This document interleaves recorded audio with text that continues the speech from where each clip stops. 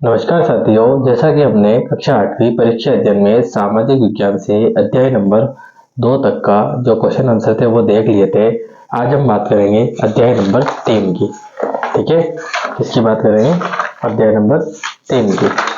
अध्याय नंबर 3 है आपके ग्रामीण क्षेत्र पर शासन चलाना। ठीक है, अगर इसके आपको ऑब्जेक्टिव क्वेश्चन लिखने हैं तो यहाँ से आप उतार के लिख सकते हैं। ठीक है, वीडियो को पॉज कर लीजिए अच्छी तरीके से, आराम से। और ये देखो, जो ऑब्जेक्टिव क्वेश्चन है इनके आंसर दिए गए हैं यहाँ पे, तो आप एक बार पूरा ऑब्जेक्टिव का ले लीजिए ये। ठीक है, एक साथ में ये, और उसके बाद आपके ये जो इस पेज पे भी दिए हुए हैं ये, और ये आपके रिक्त स्थान। ठीक है, फिर स्टार्ट होते हैं अति लघु उत्तरीय प्रश्न। ठीक है, तो देखो शुरुआत करते हैं। पहला क्वेश्चन आपके आया है, अध्याय का नाम क्या है आपके? ग्रामीण क्षेत्र पर शासन चलाना। ठीक है, तो यहाँ पे पहला क्वेश्चन है कि ईस्ट इंडिया कंपनी को कब और किसने बंगाल का दीवान बनाया था? तो 12 अगस्त 1765 को मुगल बादशाह औरंगजेब ने ईस्ट इंडिया कंपनी को बंगाल का दीवान बनाया था। तो छोटे छोटे क्वेश्चन तो आप पढ़ के लिख सकते हैं, कोई दिक्कत नहीं है। जैसे ये क्वेश्चन 2024 में आया हुआ है, किस व्यवस्था के अंतर्गत कंपनी के द्वारा राजाओं और तालुकदारों को जमींदारों के रूप में मान्यता मिली? तो आंसर है स्थायी बंदोबस्त व्यवस्था। तो आप बस इतना सा लिख के छोड़ दीजिएगा, ये सब आपको लिखने की जरूरत नहीं है। ठीक है, क्वेश्चन नंबर 3 है, कलमकारी प्रिंट कहाँ तैयार किया जाता था? तो आंध्र प्रदेश के बुनकरों द्वारा कलमकारी प्रिंट तैयार किया जाता था। ठीक है, बस इसको यहीं तक लिखना है, ये आपको नहीं लिखना है। ठीक है, क्योंकि हमसे जो पूछा है बस वही आंसर देंगे ना। ठीक है, क्वेश्चन नंबर 4 है, रेतवाड़ी व्यवस्था किसने लागू की थी? तो टॉमस मुनरो ने। ठीक है, उसके बाद एक क्वेश्चन, यूरोप में नील के पौधे की जगह किस अन्य पौधे की खेती की जाती थी? तो देखो यहाँ है, नील के पौधे की जगह बोर्ड के पौधे की खेती की जाती थी। ठीक है, उसके बाद अगला क्वेश्चन आपके, रंग साज वोट की जगह नील को वरीयता क्यों देते थे? तो नील से बहुत चमकदार नीला रंग मिलता था, जबकि वोट से मिलने वाला रंग बेजान और फीका होता था, इसलिए तो सीधी सी बात है भी नील से बहुत चमकदार नीला रंग मिलता था। ठीक है, फ्रांसीसियों ने, अगला क्वेश्चन है, नील की खेती कहाँ करनी शुरू की? तो फ्रांसीसियों ने नील की खेती कैरिबियाई द्वीप समूह में स्थित फ्रांसीसी उपनिवेश सेंट डोमिंगो में करनी शुरू की। ठीक है, ये पूरा करना पड़ेगा आपको। क्वेश्चन नंबर 8 है, ये भी 2024 में आया हुआ है कि ब्रिटिश शासन काल में एक बीघा की माप क्या थी? तो देखो, एक बीघा की माप क्या थी? करीब करीब 1/3 एकड़ थी। ठीक है, नील आयोग का गठन क्यों किया गया? तो नील उत्पादन व्यवस्था की जांच करने के लिए नील आयोग का गठन। देखो, आयोग क्या होता है? जो मतलब जांच पड़ताल वगैरह जो करते हैं, है ना, एक तरह से आप वो समझ सकते हैं। फिर आते हैं आपके लघु उत्तरीय प्रश्न में। पहला क्वेश्चन, बंगाल में कंपनी द्वारा खरीदी जाने वाली वस्तुओं का मूल्य दोगुना क्यों हो गया था? तो देखो, कंपनी किसानों से भारी भरकम लगान चाहती थी और ज्यादा से ज्यादा राजस्व हासिल करना चाहती थी। उनकी कोशिश ये थी कि भी कम से कम कीमत पर बढ़िया सूती और रेशमी कपड़ा खरीदे। इसी कारण कुछ ही वर्षों में, सरल है कोई दिक्कत नहीं है, याद हो जाएगा, कुछ ही वर्षों में कंपनी द्वारा खरीदी जाने वाली वस्तुओं का मूल्य दोगुना हो गया। ठीक है, लिख लीजिएगा। अगला क्वेश्चन आता है, देखो ये 2023 में भी आपके पूछा हुआ है।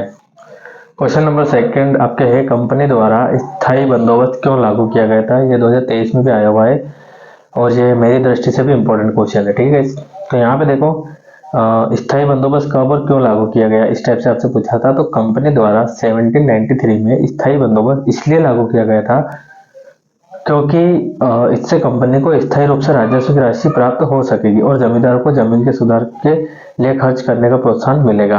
ठीक है, आप क्या करेंगे, इसको बस यहीं तक लिख लीजिए, बहुत ज्यादा आप मत जाइएगा डिटेल में। ठीक है, क्योंकि इतना बड़ा है भी नहीं। मुनरो व्यवस्था के विषय में बताइए। तो टॉमस मुनरो ने दक्षिण भारतीय इलाकों में स्थायी बंदोबस्त के स्थान पर एक नई व्यवस्था लागू की, जिसे रैयतवाड़ी या मुनरो व्यवस्था कहते हैं। ठीक है, इसमें जो है सीधे किसानों से ही भू राजस्व की व्यवस्था थी। ये पूरा लिख लेना, इंपॉर्टेंट है, अच्छा भी है। एक है नील नदी तथा वोट के पौधों में अंतर, सॉरी, नील तथा वोट के पौधों में ना, नील नदी भी है लेकिन पौधे भी हैं। नील का पौधा मुख्य रूप से उष्णकटिबंधीय इलाकों में उगता है और वोट का पौधा शीतोष्ण क्षेत्र में है ना। नील से बहुत चमकदार और नीला रंग निकलता है और इसका जो रंग है बेजान और फीका होता है। 1600 से 1700 की अवधि में भारत नील का सबसे बड़ा स्रोत था। वोट का पौधा यूरोप में इतना पसंद नहीं किया जाता था। वोट का पौधा भी कपड़े रंगने के काम आता था। तो इतना बस यहीं तक लिख लीजिएगा, बहुत है। सॉरी, मतलब दिखा नहीं आपको, है ना, यहीं तक लिखना है। एक क्वेश्चन हो रहा है, नील की खेती के मुख्य दो तरीके कौन से था? तो पहला है निजी निजी खेती की व्यवस्था में बगान मालिक खुद अपनी जमीन में नील का उत्पादन करते थे। दूसरा है रेती रेती व्यवस्था के अंतर्गत बगान मालिक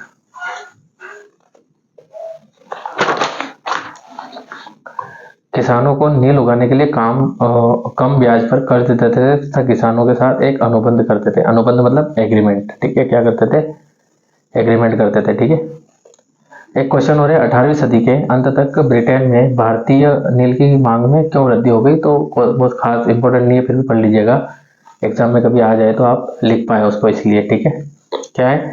18वीं सदी के अंत तक ब्रिटेन में औद्योगिकरण के होने तथा कपास के उत्पादन में भारी वृद्धि होने के कारण कपड़ों की रंगाई की मांग तेजी से बढ़ी।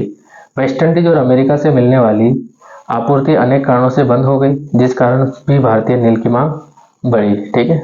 आपूर्ति की जगह आप लिख सकते हैं यहाँ पे जो है मात्रा, मात्रा आप बता देना कि जो ब्रिटेन और वेस्ट इंडीज और अमेरिका से जो भी मात्रा मिलती थी वो बंद हो गई थी, ठीक है। कंपनी ने नील उत्पादन बढ़ाने के लिए क्या क्या किया? इंपॉर्टेंट क्वेश्चन है, आ सकता है। तो कंपनी के अफसर और व्यावसायिक एजेंट भी नील के उत्पादन में पैसा लगाने लगे, ठीक है। स्कॉटलैंड और इंग्लैंड के बहुत से लोगों को भी भारत में नील के बागानों के लिए प्रोत्साहित किया गया। कंपनी नील के उत्पादन के लिए किसानों को आसान दरों पर ब्याज कर्ज भी देने लगी। कर्ज लेने वाले किसान रैयत को अपनी कम से कम 25% जमीन पर नील की खेती करनी होती थी, ठीक है। निज खेती की मुख्य समस्याएं क्या थी? तो आप इसको पढ़ लीजिएगा, ज़्यादा इंपॉर्टेंट नहीं है। उसके बाद है, अंग्रेजों ने किस प्रकार प्रमुख फसलों की खेती पर अपना कब्जा कर लिया? ये पढ़ लेना, आ सकता है। अंग्रेजों ने महसूस किया कि ग्रामीण इलाके न केवल राजस्व प्रदान कर सकते हैं बल्कि यूरोप की आवश्यकताओं के अनुसार फसलें भी पैदा कर सकते हैं। 18वीं सदी के अंत तक कंपनी ने अफीम और नील की खेती पर पूरा कब्जा कर लिया। तो कर लेना, छोटा ही है, ठीक है। किन परिस्थितियों में बंगाल में नील का उत्पादन धाराशायी हो गया, मतलब जो है खत्म हो गया था? तो बागान मालिक किसानों को नील का उत्पादन करने के लिए मजबूर करते थे और किसान कर्ज में डूबते जा रहे थे। बहुत सारे गांव के मुखिया किसानों से उनकी जमीन पर जबरन अनुबंध मतलब एग्रीमेंट कराकर दस्तखत कराने लगे। इन्हीं कारणों से परेशान होकर बंगाल के किसानों ने नील की खेती करने से इनकार कर दिया। तो धीरे धीरे बंगाल कर लेना, वैसे एक स्टोरी टाइप है, ठीक है। महालवारी और रैयतवाड़ी भू राजस्व व्यवस्था में क्या डिफरेंस है? ठीक है, तो महालवारी भू राजस्व व्यवस्था में पूरे गांव या महल के आधार पर राजस्व संग्रह किया जाता था। गांव के मुखिया पूरे गांव की भूमि का हिसाब रखते थे, जबकि रैयतवाड़ी भू राजस्व व्यवस्था में सीधा किसान और सरकार के बीच का निर्धारण होता था, ठीक है। तो एक ही पॉइंट को आंसर बना के लिख दीजिएगा, पॉइंट आपको नहीं लेने हैं, ठीक है। आप क्या नहीं करेंगे, पॉइंट नहीं लेंगे, सीधा ऐसा बस आंसर करके इतना ही लिख देना, आप हो जाएगा आपका काम, ठीक है। उसके बाद आता है आपके दीर्घोत्तरीय प्रश्न। तो महालवाड़ी व्यवस्था बंदोबस्त के मुकाबले कैसे अलग थी? ठीक है, तो महालवाड़ी राजस्व व्यवस्था होल्ट मैकेंजी है ना, होल्ट मैकेंजी ने 1822 में बंगाल के उत्तर पश्चिमी प्रांतों में लागू की थी, जबकि स्थायी बंदोबस्त व्यवस्था 1793 में कार्नवालिस ने बंगाल और बिहार में लागू की थी, ठीक है। डिफरेंस है दोनों में ये एक। सेकेंड है, महालवाड़ी राजस्व व्यवस्था में गाँव को के एक एक खेत के अनुमानित राजस्व को जोड़कर हर गांव या समूह से वसूल होने में राजस्व हिसाब लगाया जाता। स्थायी बंदोबस्त व्यवस्था में राजस्व की राशि स्थायी थी, इसमें स्थायी थी, इसमें स्थायी नहीं थी। आप चाहे तो इसका जैसे उल्टा बना के लिख दीजिए, पूरा पॉइंट हटा दीजिएगा। स्थायी बंदोबस्त के महालवाड़ी राजस्व व्यवस्था में राजस्व की राशि अस्थायी थी, ठीक है, बस इतना आप लिख देना। महालवाड़ी व्यवस्था में राजस्व एकत्रित करने की जिम्मेदारी गांव के मुखिया की थी, जबकि इसमें जमींदार किसानों से लगान वसूल करते थे। कौन थे? जमींदार। इसका उल्टा बना के लिख सकते हैं, एकत्रित करने की जिम्मेदारी जमींदारों की थी, ठीक है, ऐसा आप बना सकते हैं। याद करने के लिए थोड़ा सरल पड़ता है। महालवाड़ी व्यवस्था में ग्राम समुदायों का भूमि पर सामूहिक अधिकार अथवा स्वामी, तो आप बस इतना लिख दीजिए, सामूहिक अधिकार होता था, ठीक है। स्थायी और वंशागत स्वामित्व मिल गया था। स्वामित्व मतलब आप स्वामित्व की जगह अधिकार भी लिख सकते हैं, ठीक है, दोनों एक तरीके हो जाएंगे तो जल्दी याद हो जाएगा। अगला है क्वेश्चन, बंगाल अर्थव्यवस्था के गहरे संकट में आने पर किसानों पर क्या प्रभाव पड़ा? तो बंगाल की अर्थव्यवस्था कृषि प्रधान थी, कंपनी किसान पर मनमाने ढंग से राजस्व वसूलती थी, ठीक है। बंगाल की अर्थव्यवस्था संकट में आने पर कंपनी किसानों की जमीन पर मनमानी बेदखली करने लगी। कृषक की आर्थिक स्थिति दिन प्रतिदिन खराब होती रही, कृषि श्रमिक कर्ज में डूबते जा रहे थे, किसानों की आत्महत्या की घटनाएं तेज होने लगी, कंपनी की नीतियां किसानों का शोषण करती थी। कोई भी 4 पॉइंट आप लिख लीजिए, बहुत है, ठीक है। उसके बाद है क्वेश्चन नंबर 3। तो क्वेश्चन नंबर 3 आपके क्या दिया है? अंग्रेज भारतीय किसानों को विभिन्न भागों में किस प्रकार की फसलें उगाने को मजबूर करते थे और क्यों? ठीक है, तो सिर्फ पढ़ लीजिएगा इसको और जितना याद हो उतना कर लीजिएगा, जैसे कि यहाँ पे, ठीक है। उसके बाद हम देखते हैं क्वेश्चन नंबर 4। तो नील का व्यापार बढ़ाने के लिए अफसर और व्यावसायिक एजेंट किस प्रकार कार्य करने लगे, तो ये भी सिर्फ पढ़ के देख लीजिएगा, जितना याद हो उतना कर लेना, इंपॉर्टेंट नहीं है, ठीक है। उसके बाद है किसानों को नील की खेती करने में मुख्य समस्या क्या आ रही थी, तो ये इंपॉर्टेंट है। तो देखो, बागान मालिक चाहते थे किसान अपने सबसे बढ़िया खेती में ही नील की खेती करे। नील के पौधे की जगह जड़ें बहुत गहरी होती थी और वहाँ की मिट्टी सारी ताकत खींच लेती थी ना, वह क्या करती थी, मिट्टी की सारी पावर ले लेती थी। नील की खेती के बाद वहाँ धान की खेती नहीं की जा सकती थी। सबसे बड़ा रीजन ये आया है आपके, नील की खेती की प्रणाली शोषणकारी थी, ठीक है। नील की पैदावार को गांव के जो है नीले साहबों द्वारा बेहद कम दामों पर खरीदा जाता था, ठीक है। बस आप इसमें से कोई 4 पॉइंट कर लीजिए, बहुत है, क्योंकि आपको इतना ही लिखना होता है, इंपॉर्टेंट है। बंगाल के रेतों ने नील विद्रोह कब और कैसे किया, तो देखो, नील विद्रोह किसानों द्वारा किया गया था, एक आंदोलन था। यह आंदोलन बंगाल के किसानों द्वारा सन 1859 में किया गया था। यह विद्रोह 1870 की क्रांति के बाद किया गया था, है ना।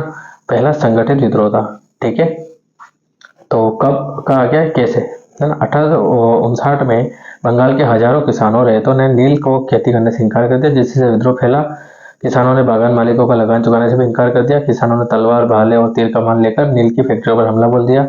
बागान मालिकों के लिए काम करने वालों का सामाजिक बहिष्कार कर दिया गया।